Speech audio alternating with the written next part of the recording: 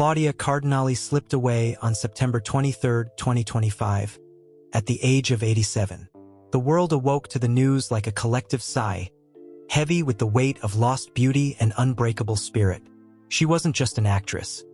She was a flame that flickered through the silver screen, illuminating the raw edges of love, loss, and longing in a way that made us all feel seen. Her agent confirmed it softly to the press. No dramatic fanfare, just the simple truth that her heart, that fierce, passionate heart, had finally rested. The cause remains a private whisper, unspoken even in death. But oh, what a life she led. One that burned bright enough to outshine the stars she once chased in the cinemas of Rome and Hollywood. Today, as we gather in this moment of reflection, let's walk through her story, not as a list of dates and films, but as the tender unfolding of a woman who turned every scar into stardust. Pull up a chair, let the images fade in on your mind's eye, and join me in honoring the eternal Claudia. Picture a sun-drenched port in La Goulette, Tunisia, back in 1938, where the Mediterranean kisses the North African shore with lazy waves. It's April 15th, and into this vibrant mosaic of French, Italian, and Arab voices comes little Claude Josephine Rose Cardinale, the second child of Francesco and Yolanda. Her father, a sturdy Sicilian from Gela, toiled on the railways, his hands calloused from laying tracks that connected worlds, dreaming of the homeland he'd left behind. Yolanda, with her roots in Trapani's shipbuilding whispers, filled their home with the melody of Sicilian dialects, though Claudia would first learn the fluid lilt of French, the language of the protectorate that cradled her childhood. There was her younger sister, Blanche, a shadow companion through the dusty streets, and together they navigated a world that felt both boundless and confined. At school, first the strict halls of St. Joseph de l'Apparition in Carthage, then the more worldly Paul Cambon, Claudia dreamed of teaching, of shaping young minds in the vast deserts of Tunisia. But she was no ordinary girl. They called her silent, weird, and wild.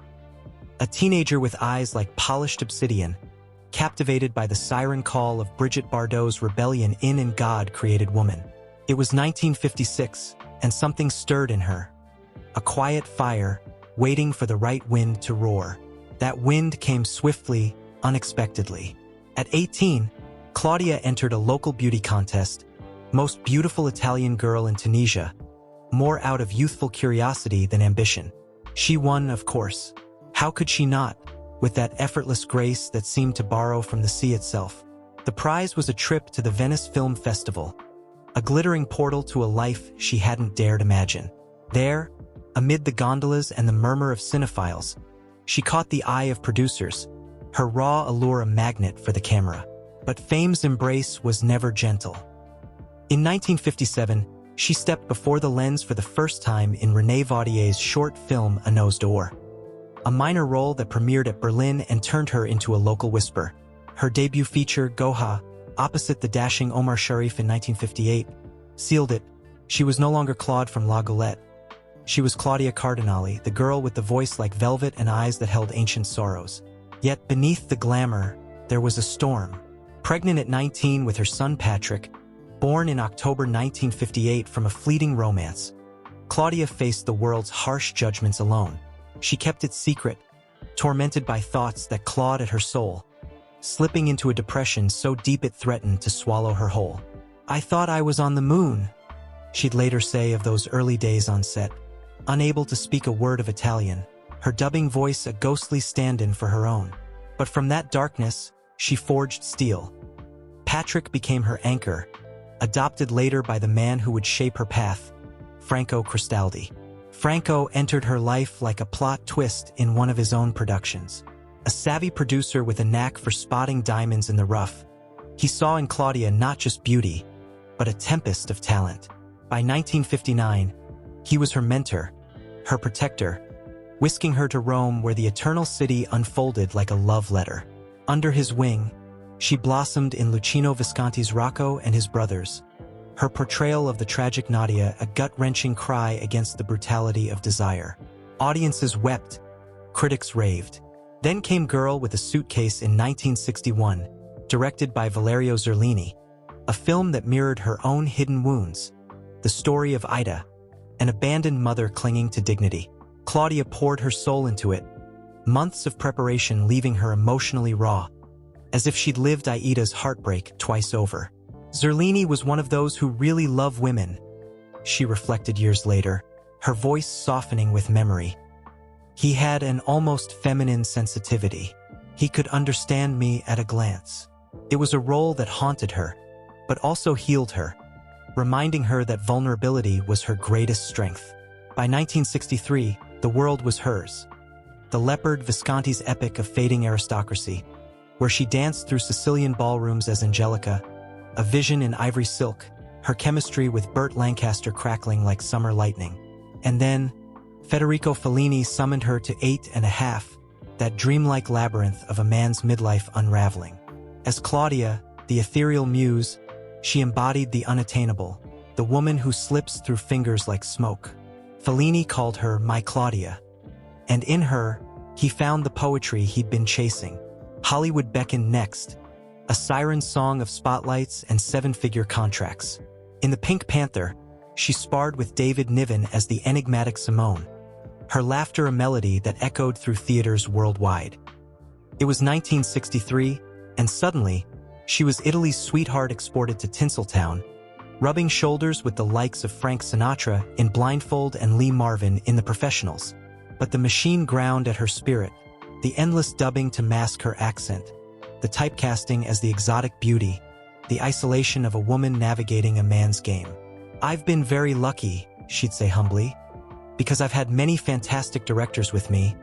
Fellini, Visconti, Blake Edwards, lots and lots. Yet luck was laced with loneliness.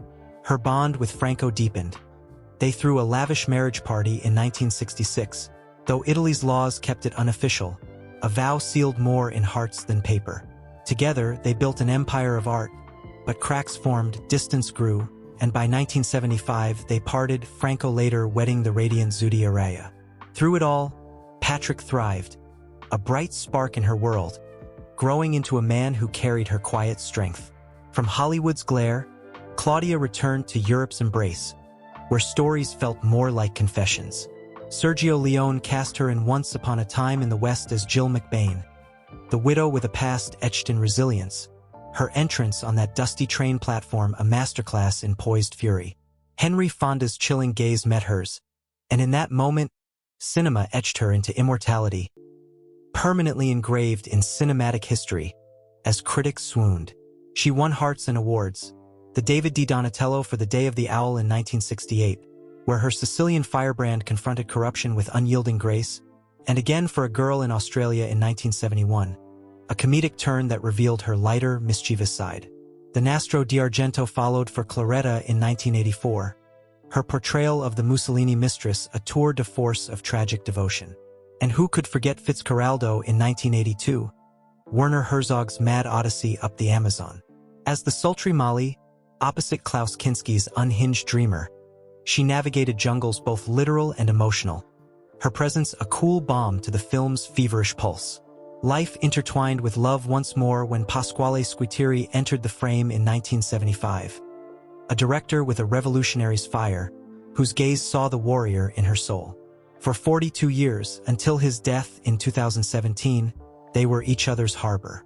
Together, they welcomed daughter Claudia in 1975, a bundle of joy who mirrored her mother's unfiltered passion. Their home became a sanctuary of scripts and suppers, laughter echoing through Roman apartments alive with the scent of espresso and fresh basil.